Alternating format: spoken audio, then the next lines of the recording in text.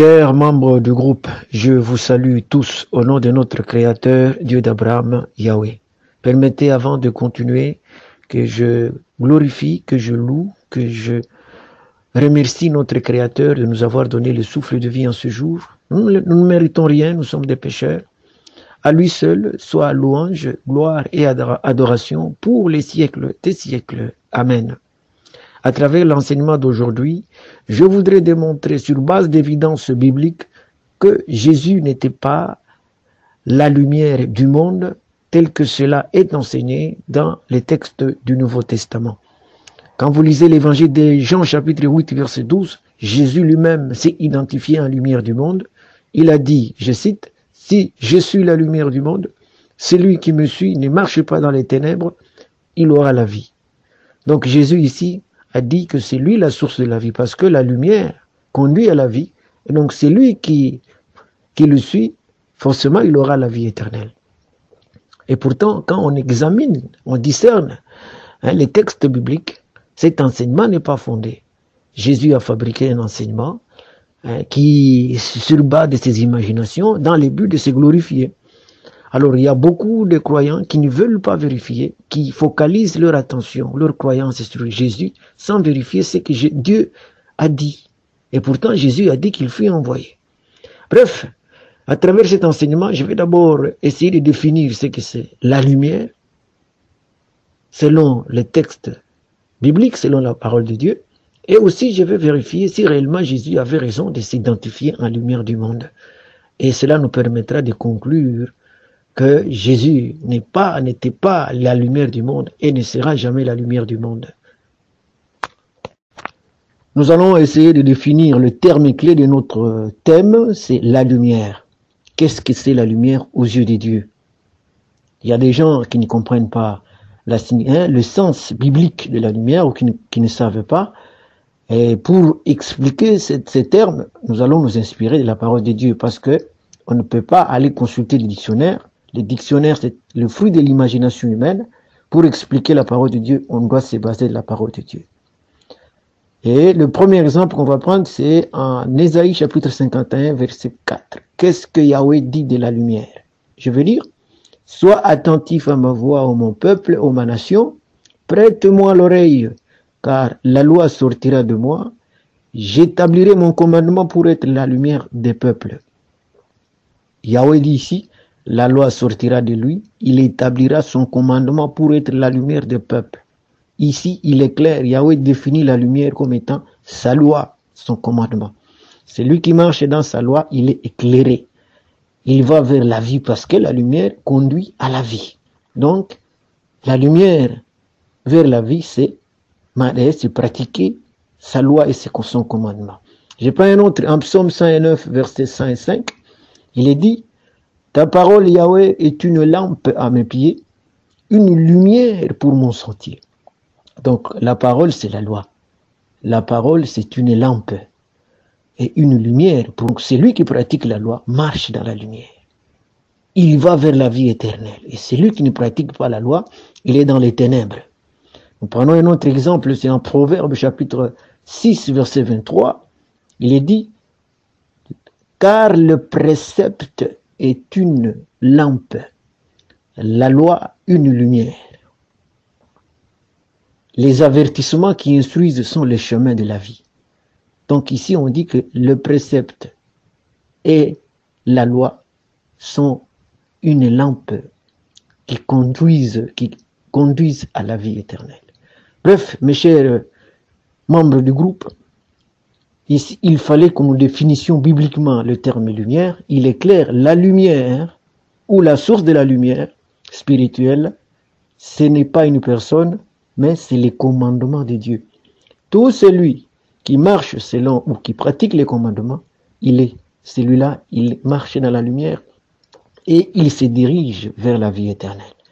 Et celui qui ignore la lumière, la loi, qui ne pratique pas la loi, celui-là, il s'achemine tout droit vers les ténèbres. Les ténèbres veut dire la mort éternelle, la condamnation. Nous allons essayer maintenant de répondre à la question de savoir est-ce que Jésus était la lumière du monde tel qu'il a prétendu dans ses enseignements. Rappelez-vous, au début, je dis en Jean 8, 12, Jésus a dit qu'il était la lumière du monde. C'est lui qui le suit et ne marche pas dans les ténèbres, il aura la vie. Donc pour lui, tout homme qui croit en lui, il aura il marche dans la lumière. Et pourtant, ce n'est pas vrai. Quand nous avons vérifié, nous avons discerné le message de Dieu, la parole de Dieu, Dieu n'a jamais défini la lumière comme Jésus. Il a parlé de la loi.